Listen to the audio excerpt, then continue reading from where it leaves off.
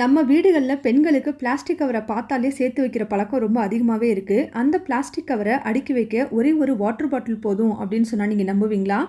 Hello viewers, வணக்கம். Welcome to tickling taste.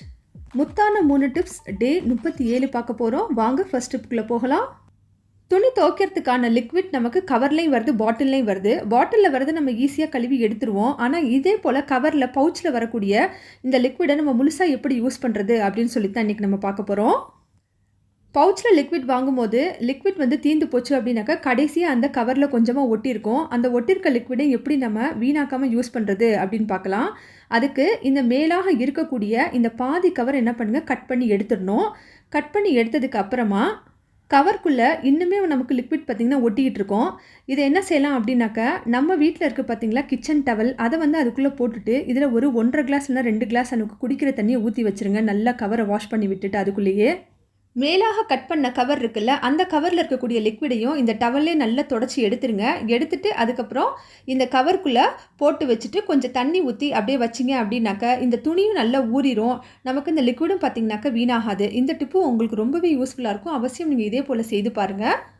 ஏன் கவரை கட் பண்ணிவிட்டு அந்த லிக்விட் எடுத்துக்கலாமே அப்படின்னு கூட நம்ம நினைக்கலாம். ஆனால் இந்த கவரில் ஒட்டிருக்கு பார்த்தீங்களா, அந்த லிக்விடில் இந்த துணியை போட்டு பாருங்களேன் கிச்சன் டவலை.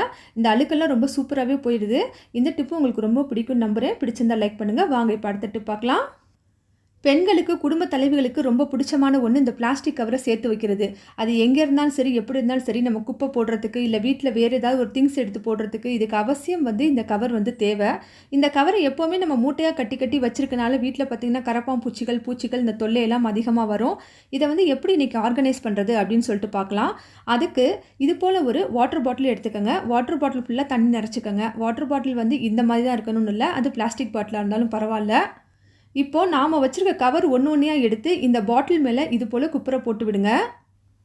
இப்போது அடுத்ததாக நம்ம வீட்டில் இருக்கக்கூடிய ஏதாவது ஒரு பை, அதாவது வந்து துணிப்பை வேணுங்க. மஞ்சப்பை, வெள்ளைப்பை, எந்த பை வேணாலும் நீங்கள் எடுத்துக்கலாம். வீட்டில் நமக்கு என்ன மாதிரி துணிப்பை இருக்கோ அந்த துணிப்பையை நம்ம யூஸ் பண்ணிக்கலாம். அந்த துணிப்பையும் ஒன்று எடுத்துக்கோங்க. துணிப்பையோட கீழ்ப்பகுதி இருக்கு இல்லையா, அந்த கீழ்ப்பகுதியில் இது போல் சின்னதாக ஒரு கட் போட்டு விட்டுட்டு இந்த துணிப்பையும் அந்த பாட்டில் மேலே குப்புற கவுத்தி விட்டுறணும்.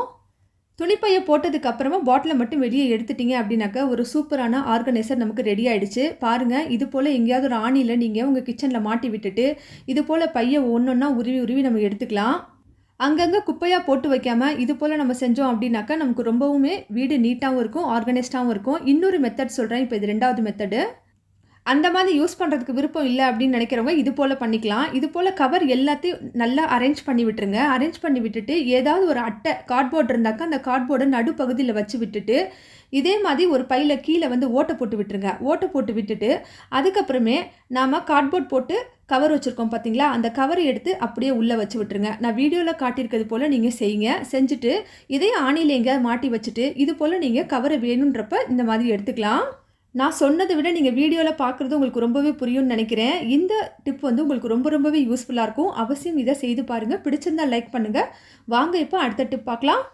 இட்லி தோசைக்கு மாவு அரைச்சி வச்சுருப்போம். ஆனால் பார்த்தீங்கன்னாக்கா இட்லி ஊற்றும் போது ரொம்பவே கல்லாக இருக்கும். அப்படி இட்லி ரொம்ப கல்லாக இருக்குது அப்படின்னு நீங்கள் நினைக்கிற அந்த சமயத்தில் என்ன செய்யுங்க, ஆமணக்கு எண்ணெய், கேஸ்டர் ஆயில் இருக்குது பார்த்தீங்களா, அதில் ஒரு டீஸ்பூன் அளவுக்கு சேர்த்துக்கிட்டு இதை இந்த மாவில் ஊற்றி நல்லா கிண்டி விட்டுட்டு அரை மணி நேரம் அப்படியே வச்சுருங்க.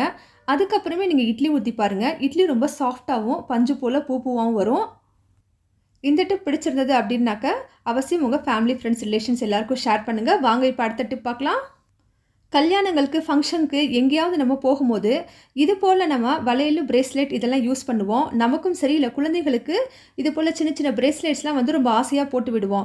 அப்படி திடீர்னு நம்ம போடும்போது என்னாகும் அப்படின்னாக்கா கையில் பார்த்திங்கன்னா ஒரு விதமான எரிச்சல், அலர்ஜி இதெல்லாம் வரும். அதுக்கு காரணம் நமக்கு படிடக்கூடிய இந்த ஸ்வெட்டு, அதாவது வேர்வையின் காரணமாக இதெல்லாம் வருது.